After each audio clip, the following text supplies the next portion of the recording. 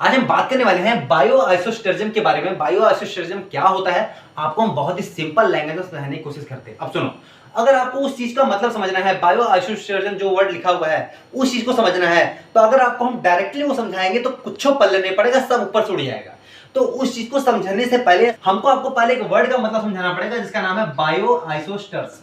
इसका मतलब समझना पड़ेगा, और जब ये समझ लोगे ना तो वो चीज अपने आप आपको पल्ले पड़ जाएगा। तो इसका मतलब क्या, उसको समझने से पहले हमको क्या समझना पड़ेगा, ये समझना पड़ेगा।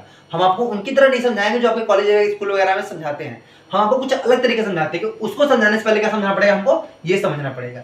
जब आप ये समझ जाओगे तो अपने आप आपको पल्ले पड़ जाएगा। ठीक है, चलो समझाते हैं। अब बताना हमको समझ आएगा नहीं आपको। तो पहले आपको उस चीज को समझाने से पहले क्या समझाते हैं आपको हम बायो आइसोस्टर्स के बारे में। तो देखो बायो आइसोस्टर्स क्या होते हैं। देखो चलो मान लो बस कोई दो मॉलिक्यूल्स है, कोई दो एटम है। ठीक है, चलो हमारे पास कोई दो मॉलिक्यूल्स और दो एटम है। इन दोनों एटम या दोनों मॉलिक्यूल्स को हम बायो आइसोस्टर्स बोलेंगे कब, जब इन दोनों में ये दोनों प्रॉपर्टी होल्ड कर जाएगी तब। मतलब कि दो एटम हो या दो मॉलिक्यूल्स, दो या दो से अधिक भी हो सकते हैं, जरूरी नहीं कि दो ही हो, बस दो या दो से अधिक एटम्स या मॉलिक्यूल्स आपके पास हैं, इन सबको हम बायो आइसोस्टर्स बोलेंगे एक दूसरे के कब, जब उनके अंदर ये दोनों प्रॉपर्टी होल्ड कर जाएगी तब। अब कहोगे वो दोनों प्रॉपर्टी है क्या, जरा वो बताइए। तो उसमें सबसे पहली प्रॉपर्टी है दोनों का जो होना चाहिए सेम इलेक्ट्रॉनिक कॉन्फ़िगरेशन होना चाहिए। जो हमारे जो भी एटम्स मॉलिक्यूल्स हैं उन सब का इलेक्ट्रॉनिक कॉन्फ़िगरेशन कैसा होना चाहिए, सेम होना चाहिए, पहला कंडीशन। दूसरा कंडीशन क्या है, different physical and chemical property. दोनों की जो फिजिकल और केमिकल प्रॉपर्टी होती है वो क्या होनी चाहिए, अलग अलग होनी चाहिए, डिफरेंट होनी चाहिए। अगर ये दोनों प्रॉपर्टी होल्ड कर रही है उन सब एटम में या मॉलिक्यूल्स जो भी आपके पास हैं, तो उनको हम एक दूसरे के बायो आइसोस्टर्स कह सकते हैं। बनाया आपको पल्ले पड़ा। हमको पता है कि अब ये जो दो वर्ड लिखे हुए हैं इसका मतलब नहीं पल्ले पड़ा। ये तो समझ में आ गया क्या आप बोले हो, तो समझ में आ रहा है, लेकिन इनका मतलब क्या होता है, अब इसका मतलब क्या होता है ये समझाने की कोशिश करें तो आप अच्छे समझ आ जाए। हमको पता है, अब आपको इसका इन दोनों का मतलब समझाएंगे जब तक नहीं आपको ये पूरा कॉन्सेप्ट अच्छे से क्लियर ही नहीं होगा। तो आपको यहाँ हम एग्जांपल ले रहे हैं, जैसे ये है फ्लोरीन और ये है क्लोरीन। फ्लोरीन और क्लोरीन एक दूसरे के बायो आइसोस्टर्स हैं। अब आपको कैसे बायो आइसोस्टर्स हैं जरा समझाइए। इसका मतलब अगर ये दोनों एक दूसरे के बायो आइसोस्टर्स हैं, इसका मतलब दोनों में ये प्रॉपर्टी होल्ड करती होगी। तो बिल्कुल इन दोनों में दोनों प्रॉपर्टी होल्ड करती है, तभी इसको हम बायो आइसोस्टर्स बोल रहे हैं। अब आपको जरा दिखाइए दोनों में ये प्रॉपर्टी होल्ड करते हैं कि नहीं दोनों। तो देखो फ्लोरीन का जो लास्ट सेल होती है, लास्ट सेल में 7 इलेक्ट्रॉन होते हैं। ठीक है, अगर आपको एटॉमिक नंबर पता होगा तो आप पता कर सकते हो। ठीक है, 2 और 7 नॉट होते टोटल एटॉमिक नंबर। इसका 2 8 7 मतलब लास्ट सेल में इसके भी 7 इलेक्ट्रॉन होते हैं। मतलब इसका लास्ट से जो आखिरी कक्षा होती है उसमें 7 इलेक्ट्रॉन, और इसके भी आखिरी कक्षा में या लास्ट सेल में कितने इलेक्ट्रॉन, 7 इलेक्ट्रॉन। ठीक है, पल्ले पड़ा आपको। अब दोनों की लास्ट सेल में कितने इलेक्ट्रॉन, 7 इलेक्ट्रॉन। ठीक है, इसका मतलब क्या, दोनों का इलेक्ट्रॉनिक कॉन्फ़िगरेशन क्या हो गया, सेम इलेक्ट्रॉनिक कॉन्फ़िगरेशन का मतलब यह होता है कि दोनों के लास्ट सेल में कितने इलेक्ट्रॉन है, दोनों के लास्ट सेल में हमारा सेम इलेक्ट्रॉन होना चाहिए। अगर सेम है तो उन दोनों का जो इलेक्ट्रॉनिक कॉन्फ़िगरेशन है वो क्या है, हमारा सेम है। पल्ले पड़ा आपको। इसका मतलब फ्लोरीन और क्लोरीन एक दूसरे इन दोनों का जो हमारा इलेक्ट्रॉनिक कॉन्फ़िगरेशन है वो कैसा है, सेम है। क्यों, क्योंकि दोनों के लास्ट सेल में 7 इलेक्ट्रॉन पाए जा रहे हैं। ठीक है, अब फिर दूसरी प्रॉपर्टी क्या बोलते हैं, एक तो होल्ड कर रहा है, समझ आ गया आपको। दूसरा बोला different physical and chemical property. तो भैया ये है फ्लोरीन और ये है क्लोरीन, इनका जब आप फिजिकल और केमिकल प्रॉपर्टी पढ़ोगे ना तो ये दो एक दूसरे के अलग अलग है। जाहिर सी बात है भैया, ये हमारा है फ्लोरीन और ये हमारा है क्लोरीन। ठीक है, ये हमारा है फ्लोरीन और ये हमारा क्लोरीन। इन दोनों की जो फिजिकल और केमिकल प्रॉपर्टी है तो वो दोनों अलग अलग होती है। अब वो कैसे अलग अलग होती है, वैसे चेहरा देख के थोड़ी ना बता दोगे कि हाँ फ्लोरीन का ये होता है, क्लोरीन का ये होता है। ये तब जाओगे रिएक्शन कराओगे, देखोगे क्लोरीन से क्या अलग चीज बनती है, फ्लोरीन से कराओगे तो फ्लोरीन से कुछ अलग चीज बनेगी। तो उस बेस पे पता चलता है कि हाँ इसकी केमिकल प्रॉपर्टी अलग है, भैया ये कुछ अलग है केमिकल रिएक्शन देगा, और क्लोरीन कुछ अलग है केमिकल रिएक्शन देगा। तो इस बेस पे हमको पता चलता है कि इसकी फिजिकल केमिकल प्रॉपर्टी क्या है। ऐसे चेहरा देख के नहीं बता दोगे तुरंत कि हाँ ये है। अच्छा चलो ये तो समझ आ गया। अच्छा जरा देखो एक और यहाँ पे लिखा हुआ मैंने यहाँ पे। ठीक है, एक ये लिया ग्रुप, एक ग्रुप ये है, एक मॉलिक्यूल ये है, एक मॉलिक्यूल ये है। अब जरा इनको देखते हैं ये दोनों एक दूसरे के बायो आइसोस्टर्स है कि नहीं। तो देखो पहला, इन दोनों में क्या होना चाहिए, सेम इलेक्ट्रॉनिक कॉन्फ़िगरेशन होना चाहिए। तो देखो ऑक्सीजन के लास्ट शेल में कितना इलेक्ट्रॉन होते हैं, 6, एक हाइड्रोजन के पास। ठीक है, तो 6 7 मतलब इसके OH के आखिरी सेल में कितना इलेक्ट्रॉन, टोटल 7।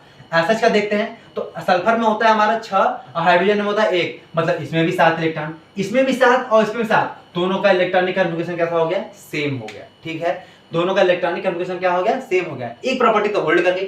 दूसरी वाली देखते हैं, तो भैया दूसरी वाली में क्या बोला, फिजिकल केमिकल प्रॉपर्टी अलग अलग होनी चाहिए। तो भैया जब आप इसका स्टडी करोगे ना, जब आप इसका केमिकल रिएक्शन कराओ, फिजिकल और केमिकल प्रॉपर्टी चेक करोगे, नापोगे, जाकर लैब वगैरह में देखोगे, तो देखोगे भैया ये अलग है, कुछ अलग देता है प्रॉपर्टी, ये कुछ अलग है प्रॉपर्टी शो करता है। इसका मतलब क्या कि OH और SH ये दोनों भी एक दूसरे के बायो आइसोस्टर्स हैं। और चारों की बात करें तो भैया चारों में इसका भी 7 इलेक्ट्रॉन लास्ट सेल में, इसमें भी सब में 7। इसका मतलब सबका सेम इलेक्ट्रॉनिक कॉन्फ़िगरेशन और सबकी केमिकल और फिजिकल प्रॉपर्टी अलग अलग है। इसका मतलब सब के सब एक दूसरे कैसे हैं, बायो आइसोस्टर्स हैं। पल्ले पड़ा आपको, बायो आइसोस्टर्स क्या होते हैं।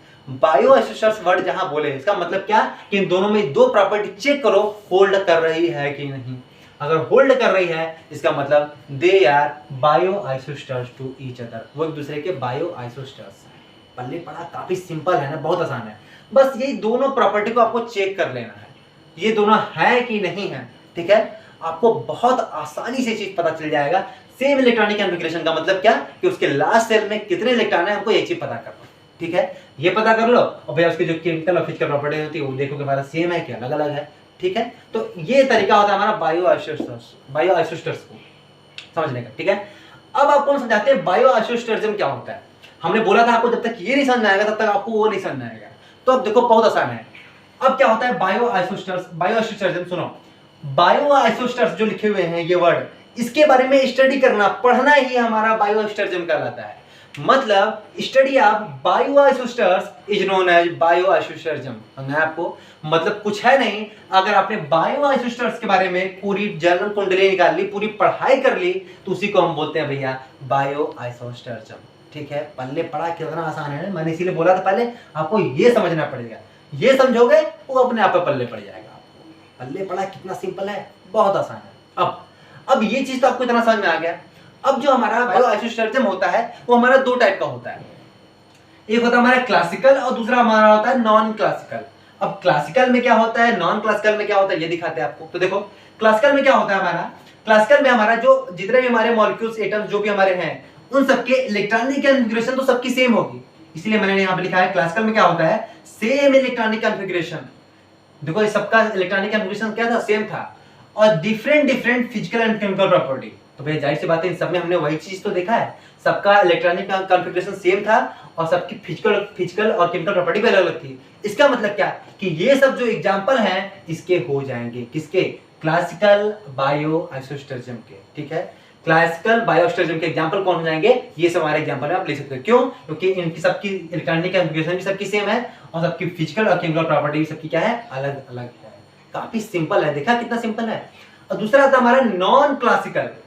तो नॉन क्लासिकल में देखते हैं नॉन क्लासिकल बायो आइसोस्टर्जम में क्या होता है। तो देखो क्या होता है कि इसमें जो इलेक्ट्रॉनिक कॉन्फ़िगरेशन यहाँ पे लिखा था मैंने सेम होता है, इसमें सेम नहीं होगा, सबका अलग अलग होगा। किसी में आउटर सेल में लास्ट 7 इलेक्ट्रॉन होंगे तो किसी में 2 होंगे, किसी में 5 होंगे, यही सब होगा। सबके जो लास्ट सेल में इलेक्ट्रॉनिक कॉन्फ़िगरेशन हो, या बोलो तो इलेक्ट्रॉनिक कॉन्फ़िगरेशन सेम नहीं होगा। और बोला है फिर दूसरे में इसमें डिफरेंट होना चाहिए फिजिकल केमिकल प्रॉपर्टी, इसमें same physical and chemical property होनी चाहिए। ठीक है, एग्जांपल के लिए ये देखिए ग्रुप और एक ग्रुप ये हमारा, इस ग्रुप का नाम है ये क्या हमारा कार्बोक्सिलिक एसिड है और ये क्या हमारा सल्फोनामाइड ग्रुप है। ठीक है, इन दोनों का अगर हम देखा जाए तो जो इलेक्ट्रॉनिक कॉन्फ़िगरेशन होता है वो सेम नहीं होगा। ठीक है, इन दो अगर इसका देखेंगे तो इलेक्ट्रॉनिक कॉन्फ़िगरेशन कुछ अलग आएगा और इसका अगर हम इलेक्ट्रॉनिक कॉन्फ़िगरेशन देखेंगे तो इसका कुछ अलग आएगा। लेकिन अगर हम इसका फिजिकल और केमिकल प्रॉपर्टी चेक करेंगे तो सेम, और इसका भी इसका जो फिजिकल केमिकल प्रॉपर्टी होगी और जो इसकी फिजिकल केमिकल प्रॉपर्टी होगी, दोनों को मैच कराएंगे ना, दोनों मैच कर जाएंगे। इसका मतलब क्या है कि इनका इलेक्ट्रॉनिक कॉन्फ़िगरेशन जो होता है वो अलग अलग होता है, जैसे मैंने यहाँ पे बोला अलग अलग होंगे, और उनकी जो फिजिकल और केमिकल प्रॉपर्टी होगी क्या होगी, वो सेम होगी।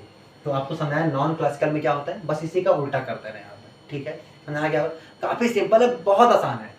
अब थोड़ा सा लास्ट टॉपिक आपका इसी में बच जाता है कि जो हमारा क्लासिकल होता है, क्लासिकल बायो आइसोस्टर्जम, वो भी हमारा कुछ टाइप के होते हैं। अब वो कौन कौन से टाइप के होते हैं आपको ये बता देते हैं। तो देखो टाइप्स ऑफ क्लासिकल बायो आइसोस्टर्जम में देखिए तो क्या होता है हमारा 4 टाइप का, मोनोवैलेंट, बाईवैलेंट, ट्राईवैलेंट और टेट्रावैलेंट। इसको हमने किस बेस पे बांटा हुआ है, तो बांटा हमने वैलेंसी की बेस पे। वैलेंसी का मतलब इनको कितने इलेक्ट्रॉन की जरूरत पड़ रही है अपने ऑक्टेट को पूरा करने के लिए, उस बेस पे। ठीक है, तो देखो यहाँ पे एक हाइड्रोजन और एक है फ्लोरीन, ये एग्जांपल है मोनोवैलेंट का। और कैसे, क्योंकि हमारा हाइड्रोजन को ऑक्टेट पूरा करने के लिए सिर्फ एक इलेक्ट्रॉन चाहिए और फ्लोरीन को पूरा करने के लिए भी एक इलेक्ट्रॉन चाहिए।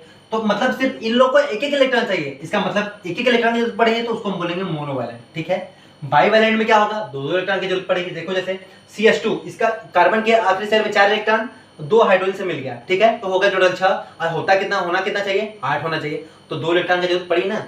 और इसी तरह हमारा इसका भी है NH का, NH लास्ट शेल में कितना 5 होता है, एक हाइड्रोजन से मिल गया 6, 2 की जरूरत पड़ेगी। इसका मतलब इसको भी 2 चाहिए और इसको भी 2 चाहिए, इसका मतलब किसका एग्जाम्पल हो गया, बाईवैलेंट का हो गया, ठीक है। इसका देखिए तो इसको 3 चाहिए, ठीक है, यहाँ पे इसलिए मैंने 3 बॉन्ड लगाया हुआ है, ठीक है, 3 चाहिए। और टेट्रावैलेंट में क्या होगा, 4 चाहिए। तो ये है काफी सिंपल तरीका है ये पहचानने का, मतलब हमारा जो मोनोवैलेंट, बाईवैलेंट, ट्राईवैलेंट, टेट्रावैलेंट क्या होता है, बहुत आसान है समझना। जितनी बैलेंसी उसको जरूरत पड़ी है, जितनी उसकी बैलेंसी होगी वो उतने ही वैलेंट का होगा। इसको 1 चाहिए तो मोनोवैलेंट, इसको 2 चाहिए तो हमारा बाईवैलेंट, ट्राईवैलेंट, टेट्रावैलेंट, इस तरीके से हम पता कर लेते हैं। काफी सिंपल है, बहुत आसान है, इसका नोट्स तो बहुत ही सिंपल है। आपने अगर इस चीज को समझा है तो नोट्स तो बहुत आसानी से आपको तुरंत पल्ले पड़ जाएगा। तो ये था हमारा टॉपिक, क्या होता है हमारा बायो आइसोस्टेरिज्म के बारे में। काफी सिंपल है, बहुत आसान है, बहुत आसानी से आपको समझ में आ गया होगा। आपके कॉलेज वगैरह में पढ़ाया भी गया होगा, लेकिन आपको समझ में नहीं आया होगा कि उसी में सब मिक्स हो जाती है चीजें, कहाँ से क्या चीज उठा के कब डालना है, ये चीज बहुत मायने रखता है। अगर आप एक स्टूडेंट हो और इस चीज को, एक टीचर को हमेशा ये चीज सोचना चाहिए कि सामने वाला जो बच्चा है वो किस तरीके से सोच रहा है। अगर हमने ये चीज सोच लिया, पकड़ लिया इस चीज को कि आप क्या सोच रहे हो, इसका मतलब हम आपको अच्छी तरीके से डील कर लेंगे। अगर हम भी आपकी तरह एक टीचर की तरह फील करें कि हम टीचर हैं और आप एक स्टूडेंट हो, तो हम आपको कभी समझा ही नहीं पाएंगे, कभी पल्ले पढ़ा ही नहीं पाएंगे कि भैया हम पढ़ा कर रहे हैं, बक के चले आएंगे, कुछ नहीं समझ आएगा। तो एक स्टूडेंट को समझाने के लिए स्टूडेंट बनना पड़ता है। तो भैया एक स्टूडेंट के लेवल से हम लोग सोचते भी हैं, ठीक है, कि आपको क्या क्या प्रॉब्लम्स हो सकती है। आई थिंक आपका कॉन्सेप्ट बहुत अच्छे से क्लियर हो गया होगा। बहुत आसान टॉपिक है, बहुत ही सिंपल टॉपिक है। आपको अगर कोई भी प्रॉब्लम्स लगती है तो आप मुझे कॉल भी कर सकते हो, कोई दिक्कत नहीं है, ठीक है। मैं आपको रिप्लाई करूंगा, समझाऊंगा, फिर समझा सकता हूँ। कोई हालांकि कोई दिक्कत हो तो आप कमेंट बॉक्स में मैसेज भी कर सकते हैं, ठीक है। चलिए मिलते हैं आप सब नेक्स्ट वीडियो में, तब तक के लिए गुड बाय। आपको नोट्स भी दे देता हूँ, काफ़ी सिंपल शब्दों में नोट्स लिखा हुआ है, आप इस चीज़ को बहुत आसानी से समझ सकते हो, ठीक है। मैं इसको बोल भी नहीं रहा हूँ, आप इस चीज़ को बहुत आसानी से, जो मैंने बोला है बस वही चीज़ को मैंने इंग्लिश में एकदम सिंपल लैंग्वेज में लिखा हुआ है। आप इस चीज़ को पढ़ लीजिए, देख लीजिए, वीडियो को पॉज करके नोट्स भी बना लीजिए। मैं आपको धीरे धीरे स्क्रॉल डाउन कर लेता हूँ, आप इसको कर सकते हो, ठीक है। बहुत ही सिंपल है, बहुत ही आसान है, आप इस चीज़ को देख सकते हो, ठीक है। ये तो हमारा काफ़ी सिंपल शब्दों में लिखा हुआ है, आपको इसमें कुछ ऐसा वर्ड नहीं लिखा है जो आपको समझ में ना आए। अगर आपने वीडियो देखा होगा तो बहुत आसानी से आप इस चीज़ को समझ भी सकते हो, ठीक है। तो काफ़ी सिंपल शब्दों में नोट्स है, अब इसको देख लीजिएगा, मैं पलट रहा हूँ, ठीक है। तो ये था, अब इसके बाद अब ये है आपका नोट्स। अब इसको मैं पास से भी करके दिखा देता हूँ आपको, ठीक है। आपको अगर यहाँ से कुछ भी लगता हो, दिक्कत हो, तो आपको स्क्रॉल डाउन करके दे रहा हूँ मैं, आप यहाँ से हर जगह से पूरी चीज़ों को देख सकते हो। काफ़ी सिंपल शब्दों में नोट्स लिखा हुआ है, ठीक है। अब मुझे आपको हाइड्रोजन बॉन्डिंग पढ़ाना है इसके आगे। चलिए मिलते हैं आपसे नेक्स्ट वीडियो में, तब तक के लिए बाय बाय।